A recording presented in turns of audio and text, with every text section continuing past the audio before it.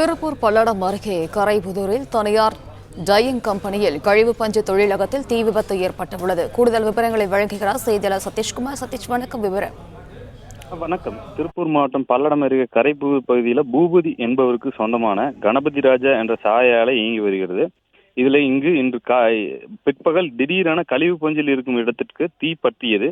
தீ முழுவதுமாக பரவி 2 யூனிட் பஞ்சுகள் முழுமையாக பற்றிய தொடங்கியது. தீ பரவும் வேகம் அதிகமாக உள்ள நிலையில் அதிலிருந்து வெளியாகும் கரும்புகை விண்ணை முட்டும் அளவிற்கு பரவி வருகிறது.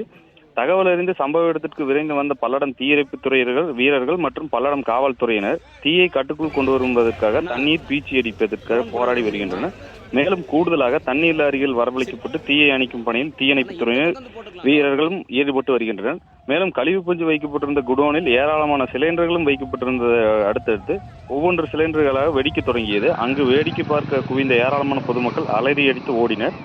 தீயை அணைக்கும் பணியில் இடையூறாக ஏற்படும் வகையில் பொதுமக்கள் இருந்தால் போலீசார் அவர்களை வெளியேற்றி வருகின்றனர். மேலும் மின்கசிவு காரணமாக இந்த தீ விபத்து ஏற்பட்டிருக்கலாம் என்ற கோணத்தில் பல்லடம் போலீசார் விசாரணை மேற்கொண்டு வருகின்றனர்.